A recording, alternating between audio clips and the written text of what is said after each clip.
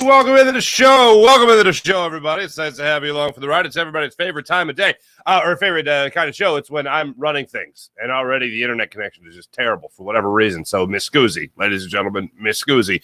But welcome in. My name is Mark Farzetta. This is the Farzy Show, presented by Steven Singer of Steven Singer Jewelers. We got Phillies conversation to get into. We'll talk about whatever the hell that at bat was for Bryce Harper, because I am still dumbfounded. I watched. Of course, I do the postgame, the Fighting's postgame on JAKIB Media, and then I'll go back and I'll watch the postgame on NBC just to make sure I hear the coach, or hear the manager rather, in the skipper himself, Rob Thompson, and then I want to hear from some players and see what the hell happened there.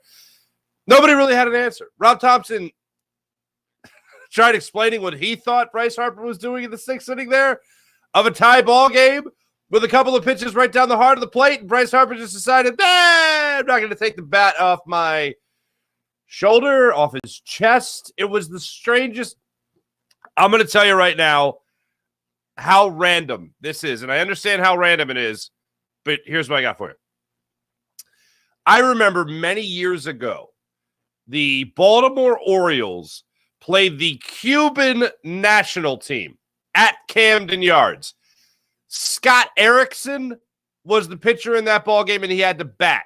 Albert Bell, who, if you remember, wasn't exactly like the most stand-up guy that you could ever come across. And I would say the most disinterested I've ever seen a player attempted at bat or a plate appearance, whatever, was Scott Erickson in that game. This is like in the late 90s, I want to say. Albert Bell in that game. I don't even know if those two even swung the bat in their at-bats. And then Bryce Harper last night against Hobie Milner. I don't know what that was.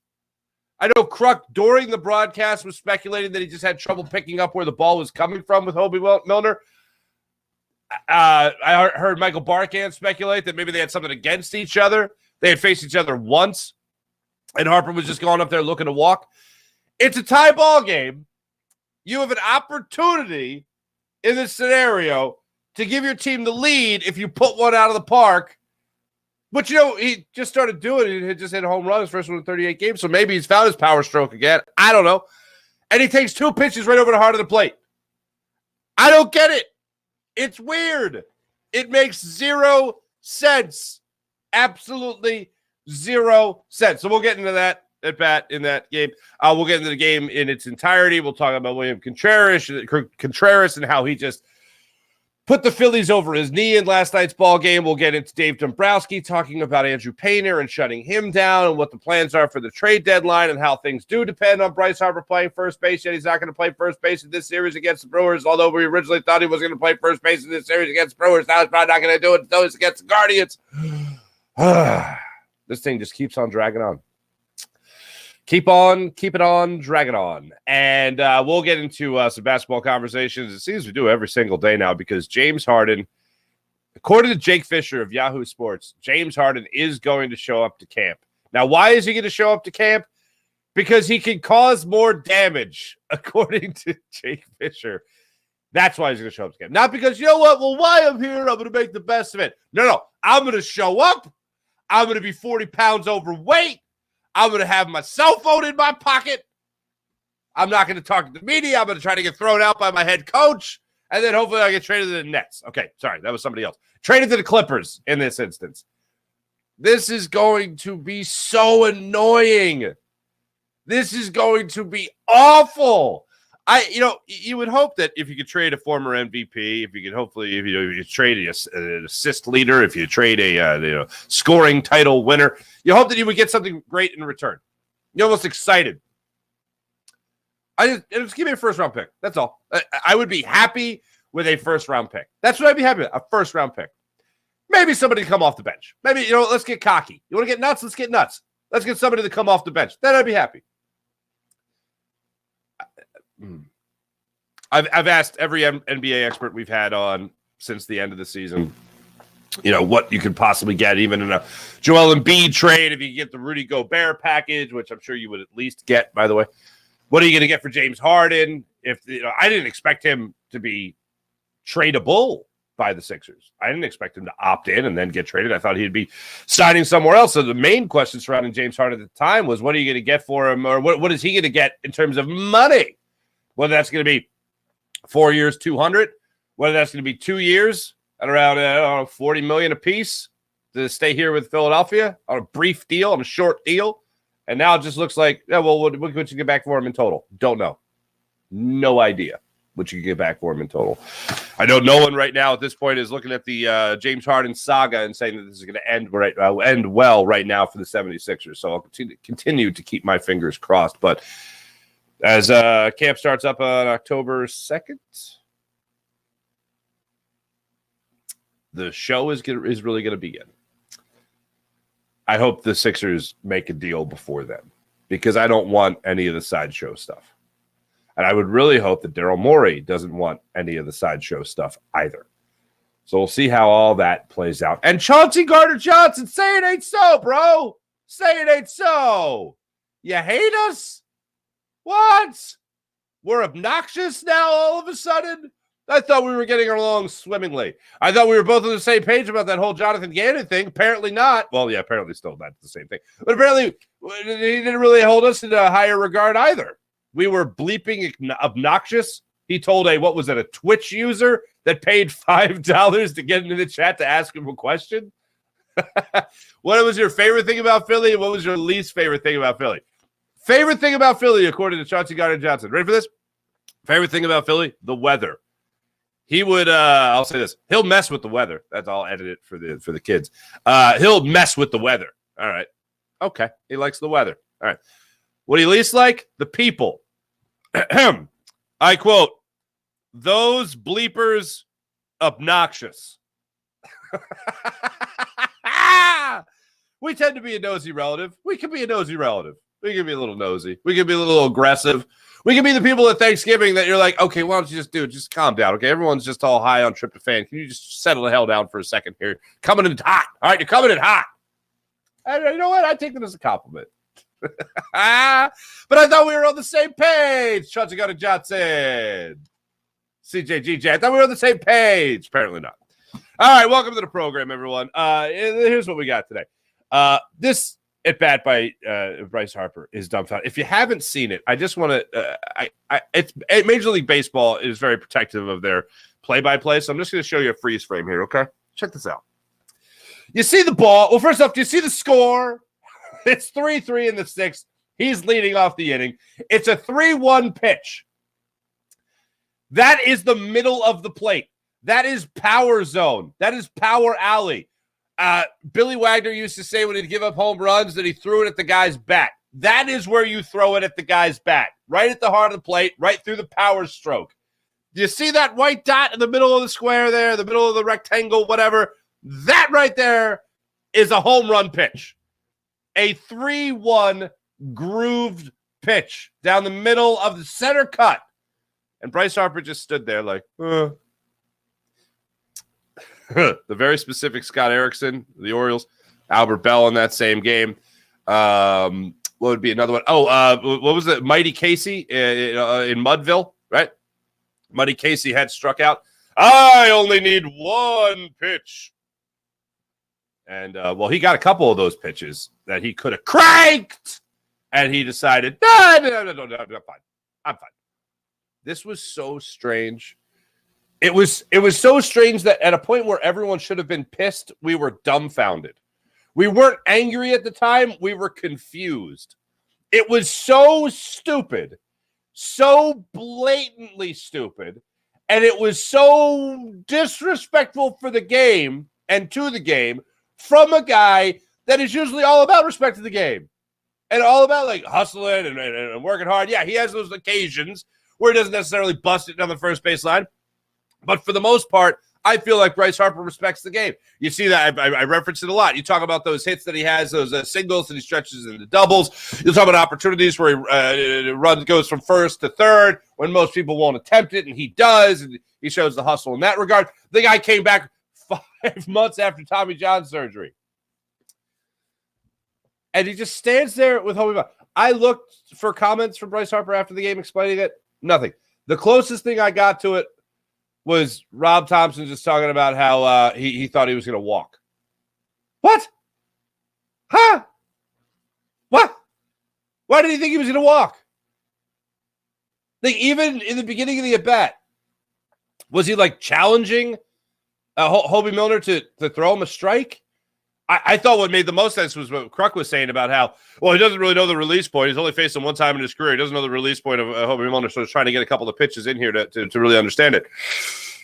Okay, so he's done his work now. He's watched 6 pitches. So in the event that, Hobie Milner, in the event that, the Brewers make it to the playoffs, not going to happen. In the event that Hobie Milner gets traded to a team that the Phillies can face in the playoffs, possibly.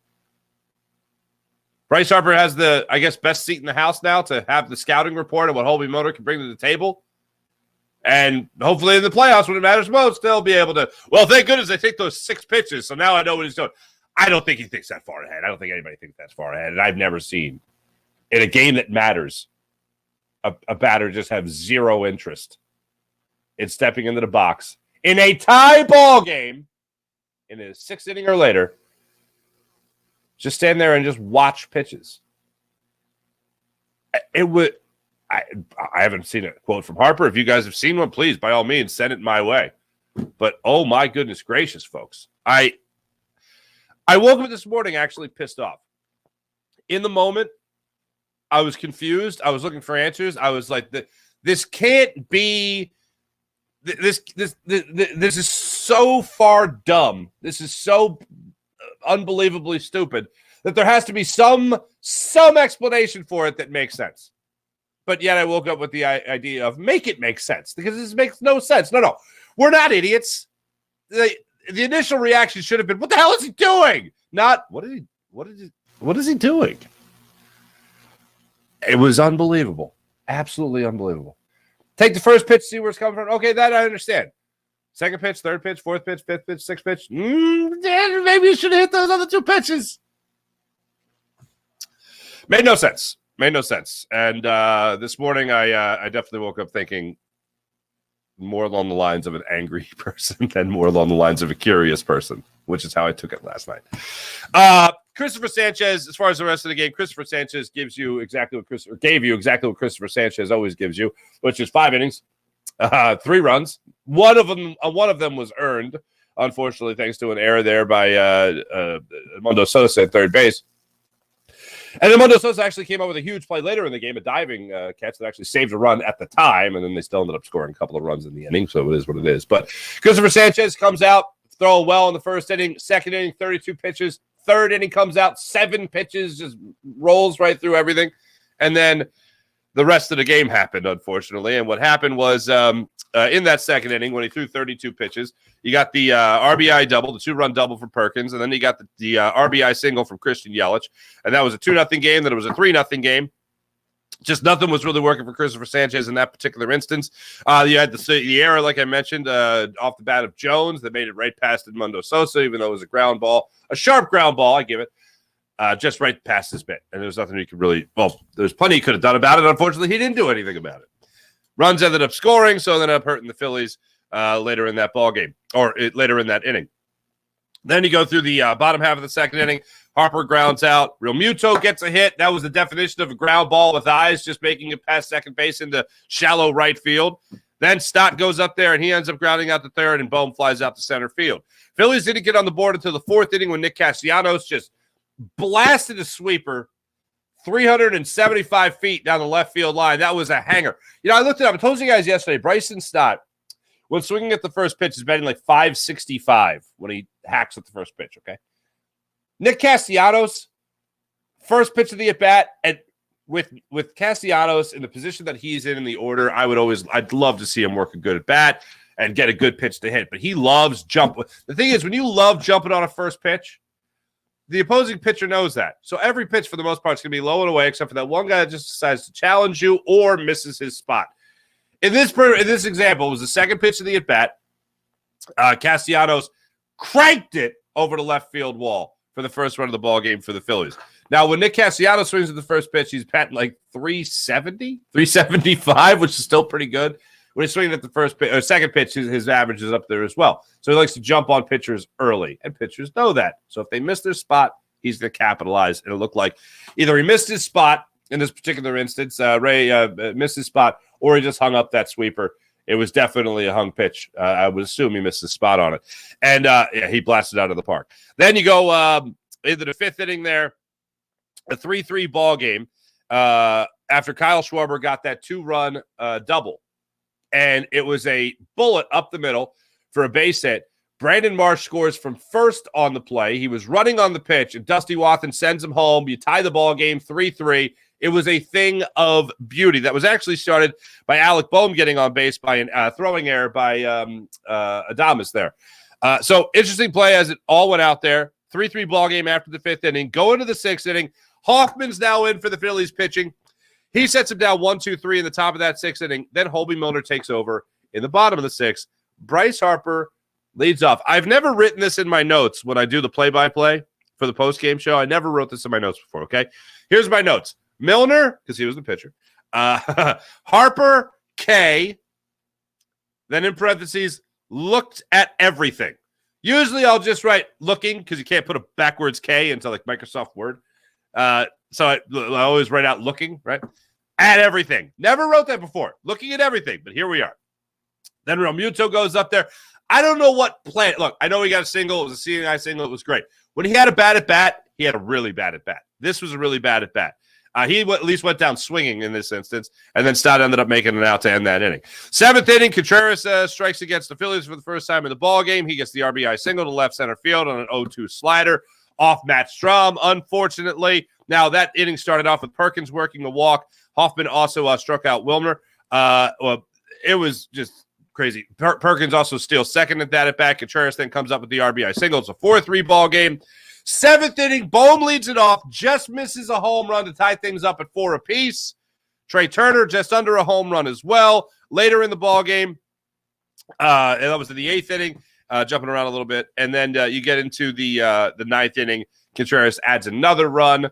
5-3 ball game, which, of course, was the way it would end. But then in the ninth inning, this is another point of controversy. Doesn't have me nearly as pissed off as the Bryce Harper at bat, because I expect so much more from Bryce Harper. But in the ninth inning, Bryce Harper leads off, gets an 0-2 pitch, hits a single. JT Realmuto steps up. This was a hideous at-bat. Edmundo Sosa and JT Realmuto probably had the two ugliest swings, for people that did swing, unlike Bryce Harper, that the ugliest swings of these two at-bats. One was a high fastball to Sosa in the second inning of the ballgame, third inning of the ballgame, and then the other was this at-bat by JT Realmuto, who struck out on 3 pitches. A changeup that he was way in front of, a high fastball that he swung on and whiffed, and then another changeup, and he was done. He just had no idea what to expect. Then Bryson Stott steps up to the plate, and you didn't think Bryson Stott was going to go an entire game without a hit, did you? Bryson Stott gets a hit, left center field. Bryce Harper hustling, goes from first to third on the hit. Now you have first and third with 1 out. First and third with 1 out. Alec Boehm's at the plate. 0-1 pitch. Stott takes off from first, trying to steal second. I don't hate it. I know a lot of people, hey, if he's safe, you take away the double play. You obviously have 2 runners in scoring position, so you can tie the ball game with a base hit. I don't hate it. Contreras, not the best at throwing base runners out. They were timing his pop time. They knew it was pop time. They thought they had a good opportunity there. You think in this particular instance, you're going to have a spot there for the Phillies where you're going to have an opportunity to take that base, being that your delivery to the plate is probably going to be something away, maybe work that changeup again, maybe not get a good pitch to throw on. I think it was a 90-mile-per-hour four-seam fastball, 98-mile-per-hour four-seam fastball over the heart of the plate. Great pitch to throw on. Contreras catches it, and it was gone. It was out of his hand. He just had a perfect pop time, had a perfect throw, and it was right on the money to get Bryson Stott. If you throw anything less than a perfect dart to second base, Bryson Stott is safe. Contreras made the play. He had 2 tack-on and the game-leading RBIs, and then he got the Phillies with a second out of the inning. So now, the pitch that was also right over the heart of the plate, if Alec Boehm hacks at that pitch, you have a tie ball game. You have a tie ball game. I'm convinced of it. Sure, you can always hit a bullet right at somebody. But if he takes a hack at that pitch over the middle of the plate and Bryson starts running, it's going to be a very, very similar instance to what you had in the fifth inning with Kyle Schwarber. So that was an opportunity there for the Phillies to take advantage. And unfortunately, the worst case scenario happened. Stott was caught. And then you went from first and third with one out to third base, 2 outs, and down to your last strike. Very next pitch, Alec Bohm strikes out. And that was that. As things wind up for the Phillies, nothing changes as far as the standings go. There's still a half game up in the wild card spot right now, up on the Marlins. Diamondbacks take over the top spot. Giants are up there as well. They had their win streak snapped yesterday. So Marlins are a half game out of wild card contention. Reds are 2 games out of wild card contention. And then I leave the Padres in there just so you guys see where everybody else is at. 6.5 games out of the wild card spot in the National League East. So that's where we're at as far as the Phillies go. Very disappointing loss. I felt like it was a game that the Phillies should have had, unfortunately, and they let it slip through their fingers. 1 for 8 with runners in scoring position. At one point in the ballgame, the Brewers were, I think, 3 for 8, 4 for 8 with runners in scoring position. So they were making things happen for themselves. Very odd. Very, very odd. And when Christopher Sanchez pitches, you feel like you have an opportunity to win, which is all you can really ask from a 5th starter. But he's going to go out there. He's going to give you 4. He's going to give you 5 innings. But he's going to throw a lot of pitches, unfortunately. And last night was a perfect example of a Christopher Sanchez start. 3 runs, 1 of them earned, 86 pitches to get through 5 innings of work. He still gave you a chance to win. Bullpen came on in relief. Jeff Hoffman comes out there. He goes an inning in the 3rd before Strahm comes in. The run is charged to Hoffman in this scenario. Strahm ends up going 2/3 of an inning, allowing just 1 hit. Marte comes in there. He gives you 1 inning. He allows 1 hit. He gives 1 walk, but no runs. And then Andrew Bellotti steps in that 9th inning. 1 run, 2 hits. 1 run, 2 hits in one inning of work, including 1 strikeout. The Phillies, look, make no mistake about it. Yes, they miss Alvarado. Yes, they miss Sir Anthony Dominguez. They've missed him for a long time now. Hopefully get these guys back on the pen as soon as humanly possible so you can depend on some of your bigger guns to come out there and help you. But at a Christopher Sanchez start, you got to have all hands on deck when it comes to this team and it comes to making sure that your lineup is going to step up when they need to. Now, you look at it, they scored 3 runs. 1 for 8 is inexcusable. Bryce Harper mailing in an at-bat when he can change the whole outlook of a game is unacceptable. I would love to know. And look, Bryce Harper's going to talk to the media at some point. I hope we get an answer. This is one of those things that won't die. It's so dumbfounding and now so infuriating that he took that at-bat the way he did. This is going to go on for a while. This is going to be nothing that I'm going to stop asking questions about. Hopefully people that are at the ball game, people that are at the beat reporters, hopefully they won't stop asking questions about it because I am absolutely blown away by what the hell happened to that 6th inning with Bryce Harper. It was like it was like showing up to class but having your friend sign the attendance sheet in college. Just go inside. Just act like I'm here. I'm going to go. I got to go. Whatever. I don't know what to make of it other than he mailed in an at-bat.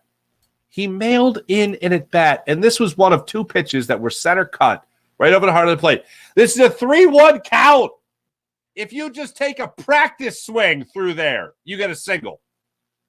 You swing with a little bit of that Bryce Harper mojo, Bryce Harper juice, that's a home run. The next thing you know, it's a 4-3 ball game. And you're winning. You're in the lead. You're in the lead, just like that. Absolutely infuriating. I'd love to take your suggestions. By all means, please. What the hell is Bryce Harper doing? Phillies are back at it today. They'll try to win this series and go for their 53rd win of the season. Interesting start time today. Please note, 12:35 start time. Corbin Burns gets the start, not to be confused with Corbin Burnson. That's a joke for me. Taijuan Walker, I call it a selfish joke. All right. Taijuan Walker gets the start for the Phillies. Burns is 8-5 on the season with a 3.73 ERA. He's a pretty good pitcher. And Taijuan Walker, 11-3 with a 4 ERA. I would love, by the end of today, because he deserves it. I would absolutely love Taijuan Walker making his first start since it's for 5 days. Second start since the All-Star break. He had his start against San Diego Padres. He went 5 innings, two earned runs in that start. He walked 3 in the 9-4 ball game. That was his first start since the All-Star break. And then before the All-Star break, of course, that 7-inning performance where they still picked up the win. 7 innings, 4 runs against the Rays. But for the most part, Taijuan Walker has been great for the Phillies this year, especially over the last 2 months. I would love for, after today's ball game, for me to be able to say Taijuan Walker 12-3 with a 3.90 ERA. Get that ERA into the threes, and we'll throw a party. That'll be fun. We'll all have some fun here. There we go. Just looking at some of the comments already. Can't wait to get to you guys. What else do I have for you guys? What else do I have for you beautiful people? Actually, first, let me just make sure this is all good here. Is that all good? That's not all good. Why is that not all good? Please be all good. Chauncey Gardner. Actually, no, let's keep it with the Phillies here. Sorry. Dave Dombrowski. Dave Dombrowski addressed the media yesterday for a while before yesterday's game. Of the subjects talked about, Andrew Painter. I just had the surgery, man. It doesn't heal. Like, here's what I don't understand. I don't know. And look, I haven't examined other pitchers that have about to have that have been on the cusp or the precipice of having Tommy John surgery. And I don't know. It's like, oh, he pitched his way through it. He's fine now. I don't know any stories like that. I have a little bit of discomfort. Oh, let's see if you're fine. You rest, and then you come back and it's like, oh, I feel great, and now I'm hurt again. Professional athletes, I get it. If you don't want to have surgery, anybody who's had any type of surgery, you always think the worst right before you go in. And for a lot of these guys that, I don't know, have their entire careers in front of them, like a recently turned 20-year-old, have their entire career in front of you, yeah, you might not want to go onto the knife if you don't have to. But here's how you end. Here's the end of the story. And it always happens like you fast forward to the end of the story. The end of the story is very simple. You get surgery. You're going to continue. I remember watching this in other sports. I remember Deshaun Jackson was one of those guys. He wanted to wait and should have just had it. And I get it. You don't want to go under the knife. No one wants that. Oh, I really want to have surgery. No athlete really is thinking like that. You want to exhaust every option. And now it's going to cost him a year of his career. Maybe if he had the surgery in spring training, maybe if they just jumped on it then, we could talk about him making an appearance in the second half of next year. But instead, we're talking about him being out until 2025. Now, for right now, this bothers me because the Phillies, when they went into camp last year, were supposed to have Andrew Painter as their 5th starter in this rotation, a 19-year-old starting off in the rotation for the Philadelphia Phillies. That is incredible. And I was waiting with bated breath. I had never heard a baseball executive. I had never heard a Phillies executive talk about Andrew Painter the way Dave Dombrowski talked about Andrew Painter. The end of the season last year, talking about this starting rotation. Oh, we're going to keep a spot in our rotation open for one of our young guys. Oh, really? How far we have come from the days of Ruben Amaro Jr. of, Dominic Brown's not going to be our savior. You know what I mean? Andrew Painter, a 19-year-old kid's going to be in the rotation. He goes and he pitches in spring training. He's got a little tightness, a little soreness. Got a little tightness, got a little soreness. Okay, well, what's wrong with him? Shut your mouth. Stop asking questions. And now here we are. Don't like it. Don't like it one bit. I appreciate their patience, but now you've wasted a year of the career. I don't know stories that start. I don't know any story that is. Oh, we thought he needed Tommy John surgery, but he didn't. Usually. I know they're getting a second opinion. All that we're at, the point that we're at right now is that the Phillies have recommended that Andrew Painter get Tommy John surgery. They're going to another doctor to get a second opinion, and then probably at the end of that, he'll be like, "Oh yeah, you should get Tommy John surgery." I don't mean to make light of somebody else's medical issue. It's just a frustration that's coming out like this. So there we are. He also talked about the trade deadline, how much things do depend on Bryce Harper and whether or not Bryce Harper can play first base. For me, this is what it seems like. Looking at the Phillies' schedule right now, they, after this series against the Brewers, and hopefully they win the series against the Brewers, they have a 3-game series in Cleveland. Then they host the Orioles for 3. Then they visit the Pittsburgh Pirates for 3. Then they got the series in Miami, and that leads you right up to the trade deadline on August 1st. Excuse me. So you have 11 games before the trade deadline. It should be 10 games before the trade deadline. If Bryce Harper is not going to be playing first base every day, which Bryce Harper said he's not going to be playing first base every day, this is going to be maybe a couple times a week thing. You're going to have 3 games to decide whether or not Bryce Harper can play first base? I know, and I said this yesterday, it's not a high bar. It's like Rhys Hoskins, Derek Hall, Cody Clemens. Cody Clemens has been the best fielding first baseman out there, so that's good. At least you have one of them in the system, at least, in case you need a defensive replacement. But Bryce Harper has 10 days, not including today, to show you that he can play first base before the deadline. When Dave Dombrowski was asked about it yesterday, the attitude in which he answered the question was, we'll know pretty quick whether or not Bryce can play first base.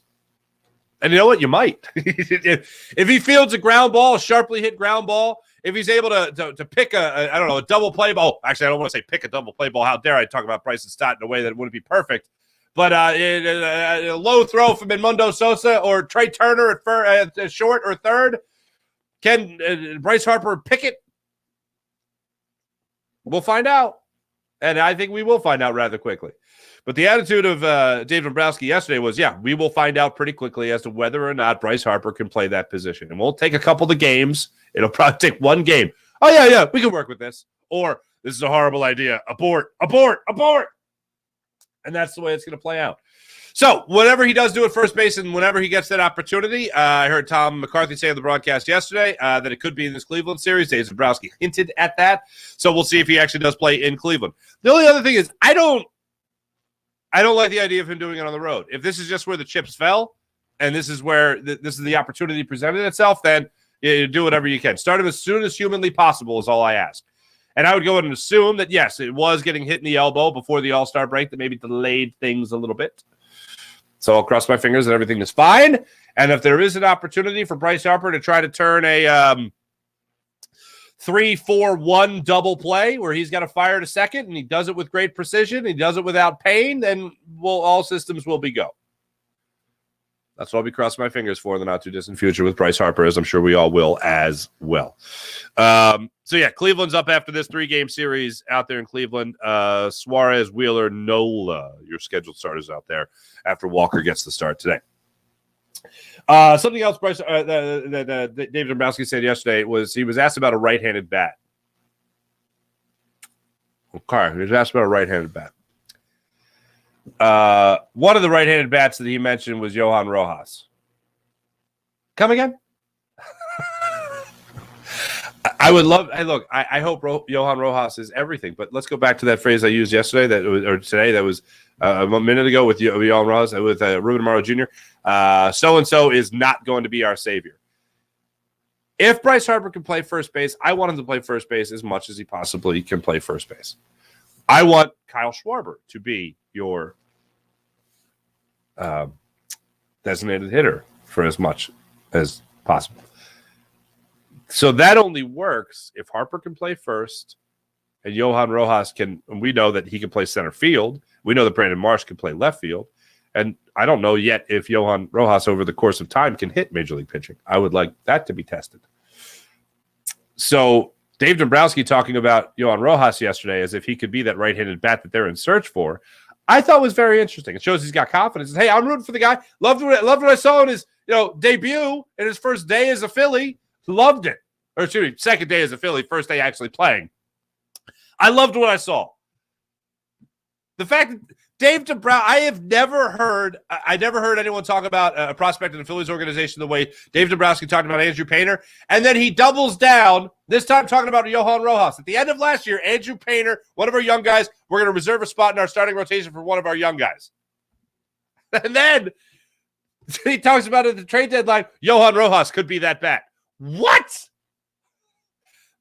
As someone growing up rooting for this team and following this team my whole life, I've never heard them talk more bullish about prospects than in the Dave Dombrowski era.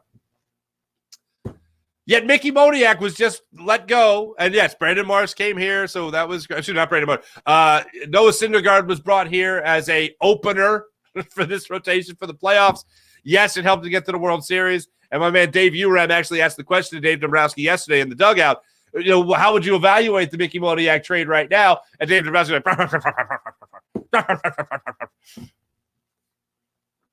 I'll leave that for you guys to evaluate.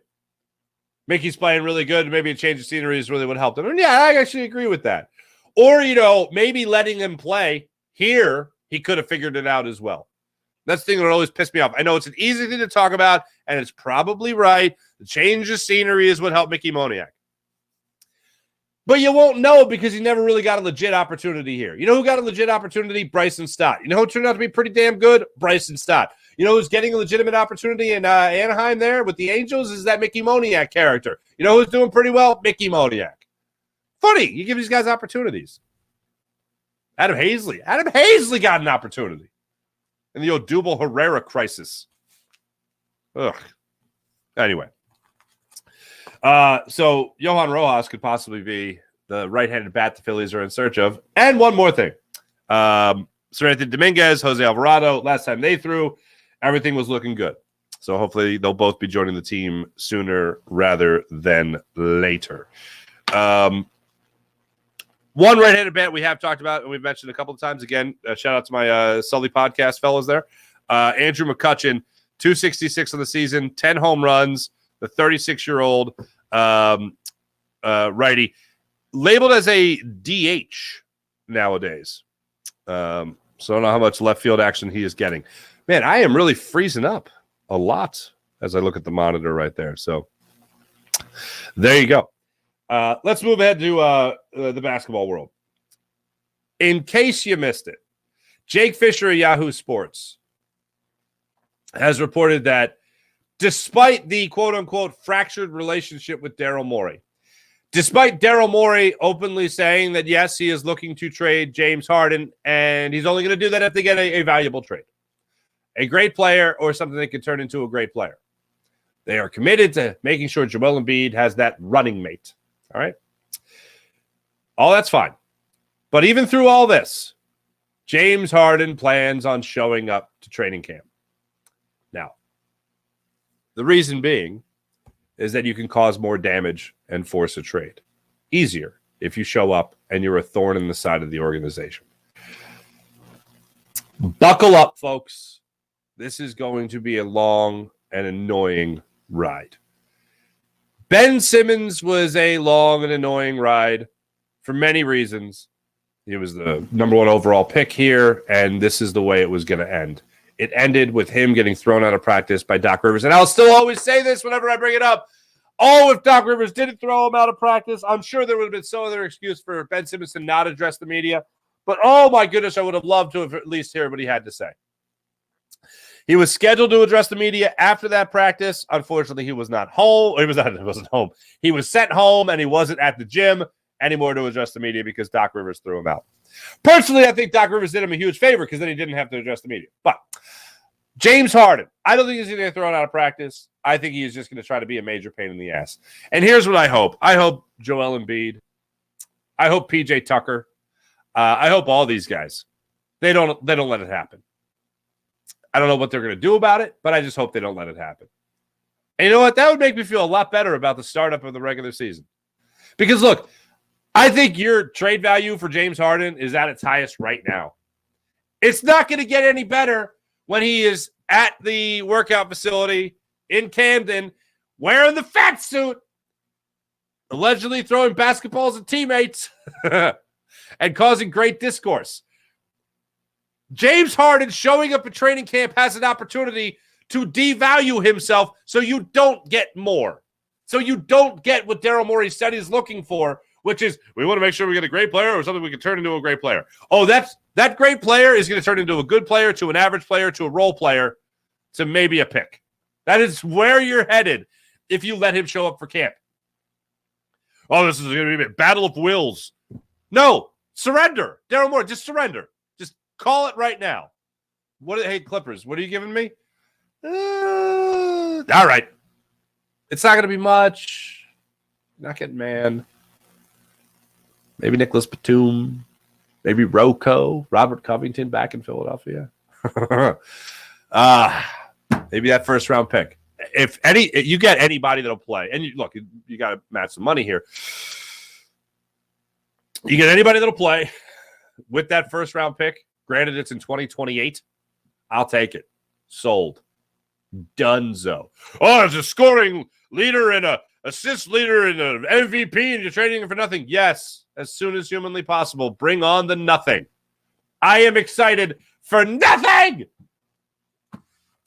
That's where I'm at. That's where I'm at right now with James Harden. That's where I'm at with this trade. Because he has the power right now to diminish his trade value. And I don't think enough people realize that right now. I think, oh, yeah, well, go ahead, show up. What are you going to do? Oh, I'm going to act a fool. It worked in Houston. Now I'm going to do it again. So sit back and relax, baby. The fat suit's coming out.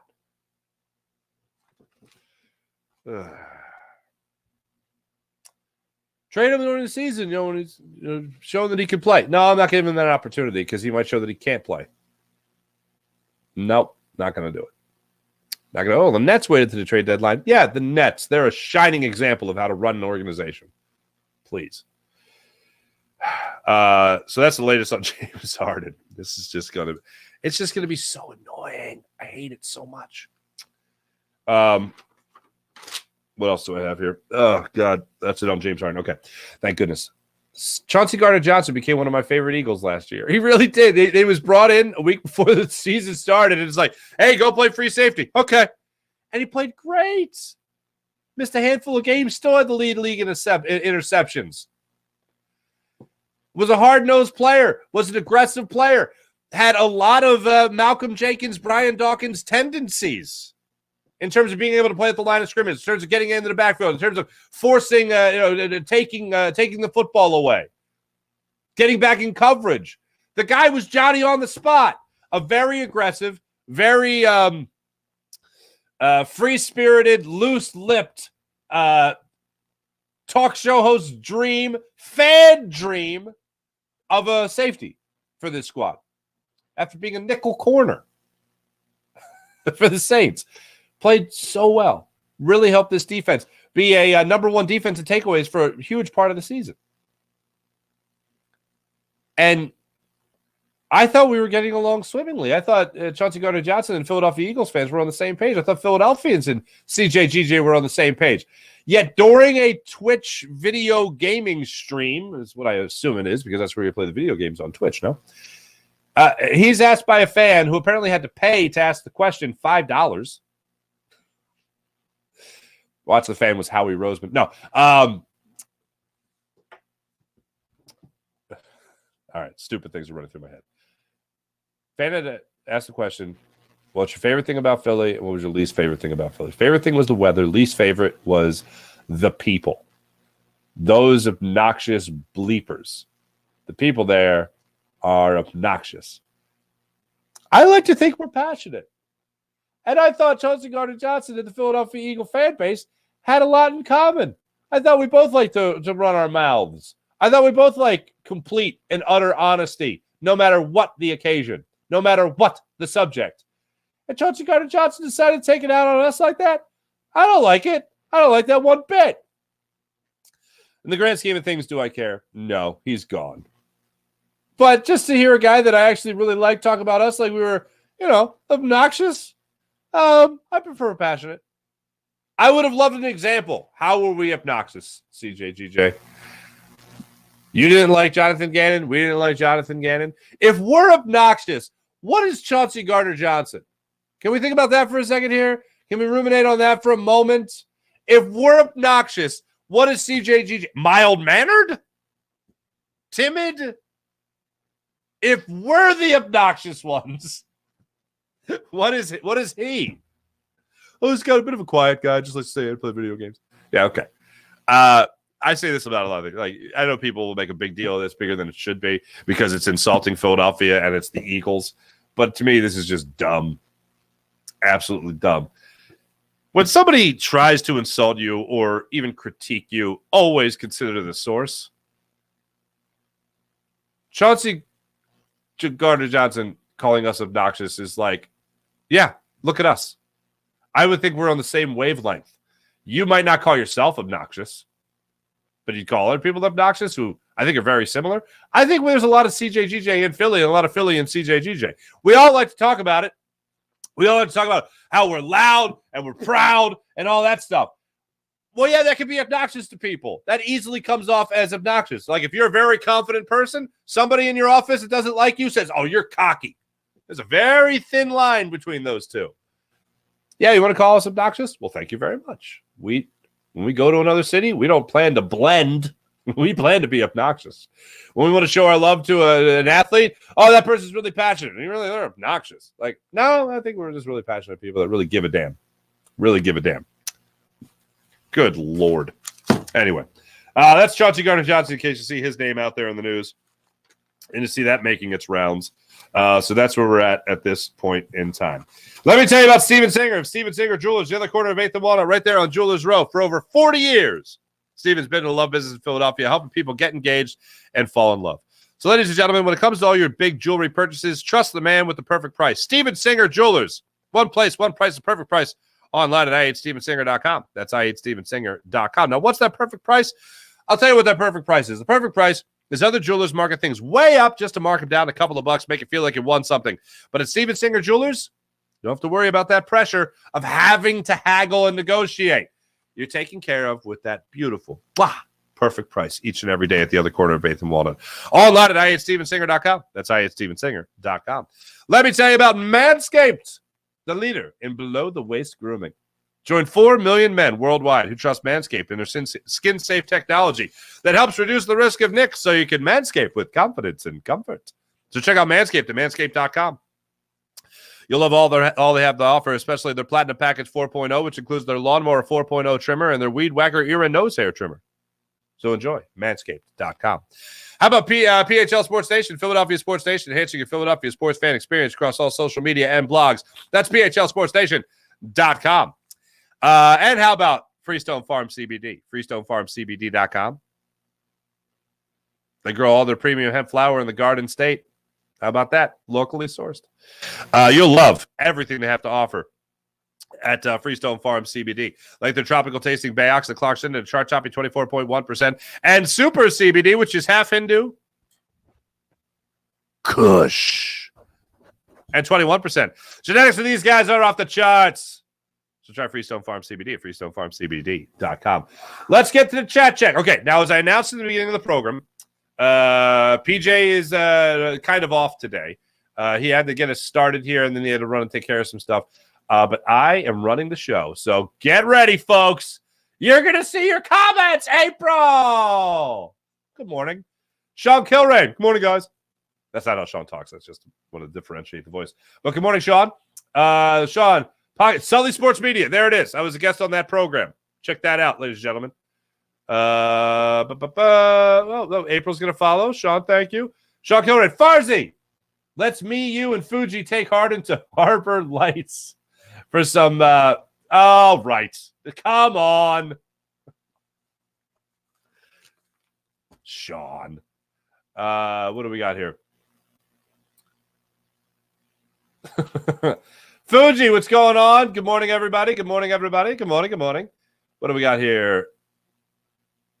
Wait, is Harbor Lights? It was Whiskey. Wait, Harbor Lights was. Now that's Harbor Lights? I forget what it was, but I mean, I told you guys before about going to Whiskey Tango. Oh, man. In Mark's wild college days, ladies and gentlemen. In Mark's wild college days, Whiskey Tango was the place to be. Yeah, that's right. That's right. Where are we going tonight? Whiskey Tango. All my friends, for whatever reason, were Northeast kids. And it was like, you want to go to the Tango? Yes, I do. Yes, I do. You want to go to the back sports bar? You want to play pool? You want to listen to some cover band? You want to get pizza at 2 a.m. that they're making for you because they know your drunk ass shouldn't be driving yet, so you better sober up? Yeah, that's what I want to do. That's what I want to do. Well, Whiskey Tango, man. Every time I drive by it, especially with the missus. So, which isn't as much since we're coming from the other spot now because we moved to the suburbs. But every time we pass it, she just look at it, and I'd be smiling with, let's just say I made friends. I made many friends at Whiskey Tango. And she'd just be looking at me, and I'd be like, that was my spot. I'm pretty attractive. At 1 a.m. Let me just tell you that. You fell for it, lady. Anyway. T-Bro, did the Brewers design their uniforms after the Cub Scouts on purpose? Or did I just realize it and can't unsee it now? Wow, that's a... Hold on. I'll pull it up again. Let me see this. Yeah, wow. I wasn't a Boy Scout. But yeah, that's definitely a Boy Scout uniform. Wow. I almost was a Boy Scout, and then one of my uncles, one of the funny things about, being Italian-American, at least half Italian-American, one of the funny things is how a lot of Italians still claim, what do you call it? Pride isn't the right word. Credit. Still claim credit for, building Rome, even though that was, 2,000 years ago. So anyway, I told one of my uncles, hey, I'm going to be a Boy Scout. Why? Why? I was 8 or 9 years old. The reaction was, why? Why would you, why the hell would anyone ever be a Boy Scout? And I was like, well, they're always prepared. And he looked at me and he went, your family built Rome. Relax. And I, even as an 8-year-old kid, I was like, am I taking credit for what? But yeah, Boy Scouts of America. That's a good one.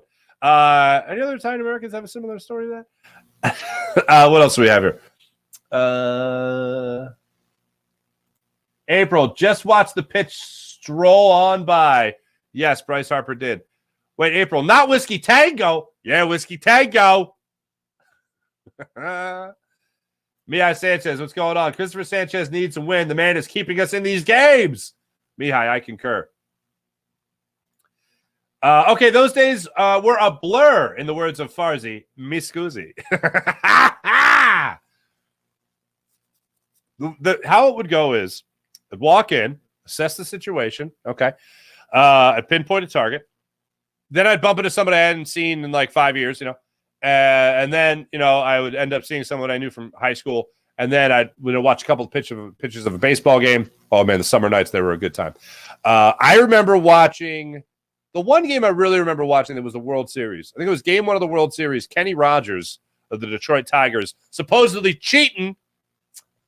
Scott Rowland in the World Series with the St. Louis Cardinals in that series. Justin Verlander in that series as well. I remember watching game 1 of that World Series at Whiskey Tango, and that was after college. Oof, I was really hanging on. Fuji. 5 days till training camp. You're damn right. What's going on there? Yo. Enjoying the BPS Phil's Day game. That's right. Business person special. Absolutely. What's going on there? Mullet, nice to see you. Sean, don't these athletes have the best doctors money can buy? Can't listen to their advice? Apparently not. For Painter, I hope these Tommy John surgery makes him come back stronger, just like Bryce Wolverine Harper. I hope so. Sean Gillespie, get rid of Harden now. I don't understand the holdup. Little value for Harden besides the wine and strippers. Me and James Harden need to go back to the Whiskey Tango. That's what we need. Imagine what CJ would have said if he had paid $20 instead of $5. Jeff, you're absolutely right. Sean Gillespie likes Philly weather, I guess. CD Deuce, you, sir, can suck it. Just because he's butthurt the deal he got offered. I would have thought, what's the least thing you like about Philadelphia? Howie Roseman. That I thought would have been a better answer. He is a person in Philadelphia, so maybe that's who he was talking about. But I don't think Howie would be obnoxious. I think he would have said Howie's cheap. That's what he thought. But I think Howie's a brilliant man. So whatever. What do we got here? Sean Gillespie, truly bizarre time freezes on these facial expressions. Scary, but entertaining. So I don't know what's going on with my internet, but my internet's like crappy right now. So yeah, I'm looking at the monitor and I see myself freezing at times. So I don't know what the hell that is, but there we are. April. Most Whiskey Tango nights were a blur. That's pretty funny. They were a blur. But they were, when things started to get more clear, sometimes it was scary and sometimes it wasn't. Anyway, thanks everybody in the chat. You guys are just lovely as per usual. Phillies back at it tonight. Let's get to the morning rush brought to you by Sky Motor Cars. Oh, wait, you know what? Hold on. I wasn't able to put up the JAKIB Media comments. So let me go to the JAKIB Media YouTube channel and get these comments in real quick. PWD, what's going on? Hi to you. SSG Burrs. Get Ohtani. Trade the farm for Ohtani. Harper might be shot. Walker is the ace. It certainly has seemed like it as of late. By the way, I want to clarify something with the Juan Soto thing. So Juan Soto did sign a 1-year deal at $23 million with San Diego. Now, I was under the impression that after that deal, he could, become a free agent. He's not technically a free agent. He's a restricted free agent. If they can't reach an arbitration agreement after this year, he's a restricted free agent. So if anyone else tried to sign him, the Padres would have to capitalize on the opportunity or try to counter. So they get the right of first refusal, apparently. But he's a total unrestricted free agent after next year. So we had a guy that watches our postgame show, Fighting's postgame show, John Marinelli, pointed out that he's not a free agent until 2025. That is true. And where I was confused was that he was a free agent in the after this year. That's not true. Other teams can still try to sign him if they can't reach an agreement, if he's arbitration eligible. If they can't reach an agreement, then he could become a restricted free agent. And then the Padres would have the right of first refusal. So essentially, the Phillies could say, all right, fine, here's a 10-year, $420 million deal. And the Padres would be like, oh, damn. Nope. And then he could become yours. But that's still something for me, even that remote possibility, which I don't really think is all that remote. That's why I would still hold on to your prospects now. And I'm not a guy to say, oh, protect the prospects at all costs. Oh, my God. I'm willing to trade prospects. But when it's somebody that you could theoretically get in a year, maybe even a year or two, then I'm not going to unload the farm system, especially when it's going to be $300 million for Trey Turner. It's going to be $330 million for Bryce Harper. It's going to be close to a $400 million deal with Juan Soto. Considering there's like 5 guys in Major League Baseball with a 400 on base percentage, and he's one of them. So, yeah, that's where I'm at right now at this point in time. That's where I'm at. And you're going to need those prospects to be on the cheap. Not just to perform well, but to also be on the cheap as things roll on. Phillies, Brewers, back at it tonight. This afternoon. 12:35 start time. As I mentioned, Taijuan Walker will get the start against Corbin Burns. Also, tomorrow morning, I have a very special thing planned for you guys. I am one of the biggest Indiana Jones fans you guys have ever heard. Okay? I don't talk about it a lot because it doesn't really come up a lot. But Indiana Jones and the Dial of Destiny is out in theaters. I saw latest on IMDb. It's getting like a 6.8, right? Which isn't great. Now, I will also be the first to confirm that the Crystal Skull was terrible. That was such a terrible movie. I'll tell you when I knew that movie was going to be terrible. When the gorgeous what's her name? Caitlin Blanchett. What's the lady's name? Kate Blanchett. Yeah. They had her in a evil villain Bob, and she was an evil villain. But I'm like, you have her in the cast, and this is how you're using her. This is terrible. And then he opened up an alien, and I'm like, what are we doing here? But I'm really looking forward to Dial of Destiny. I don't expect it to be the greatest movie I've ever seen. For me, the order in which the Indiana Jones movies go: Crusade, I know that's the third one. Crusade, Raiders, Doom. Pile of shiitake. You almost got me there. Crystal Skull. So I'm hoping that above the pile of crap is Dial of Destiny. I'll let you know tomorrow. I am going to see it with one of my my buddy Bennett. I've mentioned many times on the show. One of my best friends since I was 10 years old. To throw it in the Wayback Machine. The only thing that could throw it farther back in the Wayback Machine would be going to see like Teenage Mutant Ninja Turtles. But yeah, so I'll have a movie review. Mark at the movies. I'll have a movie review for you tomorrow on Indiana Jones and the Dial of Destiny. It belongs in a museum. All right. Anyway, thanks for watching. Thanks for listening. My name is Mark Farzetta. This is the Farzy Show. Raiders was the best. Iconic. Hey, it's hard to argue against the OG. It's hard to argue against the OG. Anybody else chiming in? Ooh, Steve H. I have faith that the Dial of Destiny might be solid. All right. Fingers crossed. Fingers crossed. Ooh, you know what? Also, for Father's Day, my brother got me Dad's Diary. My brother, I've mentioned, likes to sell nostalgia, right? He goes to these conventions like a Comic-Con and will sell like old toys. Like he'll sell you like a Blockbuster gift card, like one of those deals. So anyway, I think at one of his conventions he got the movie prop. Like people have recreated Sean Connery's diary. I'm sorry, Henry Jones Sr., Dr. Henry Jones Sr.'s diary. So he gave it to me for Father's Day. And let me just say this. My wife is super annoyed because I'll walk into the kitchen and she'll be like, I don't know, do something. And I'll be like, oh, my God. And she'll be like, what? And I'll pull out the diary. I'll go, it's Dad's diary. Every clue he ever followed. I wrote them down in my diary so I wouldn't have to remember. Anyway, thanks for watching. Thanks for listening. You guys are great as per usual. Make sure you guys hit like, subscribe, and all that stuff. That's for blasphemy. On the YouTube channel, on the podcast, all that stuff for everyone at JAKIB Media. Thank you so much, Jim Harden, working us in today. I know you had a busy day today, so I appreciate you helping us out here. I have to do this. Or I won't be able to live the rest of my day. Hold on. I suddenly remembered my Charlemagne. Let my armies be the rocks and the trees and the birds in the sky. All right, that's enough of me being an idiot. Have a great day, everybody. My name is Mark Farzetta. This is the Farzy Show presented by Steven Singer of Steven Singer Jewelers. Be back with you guys tomorrow, hopefully after a series win, and hopefully after me absolutely loving Dial of Destiny. Talk to you guys tomorrow. See ya. And I have to push the button. I just remembered that.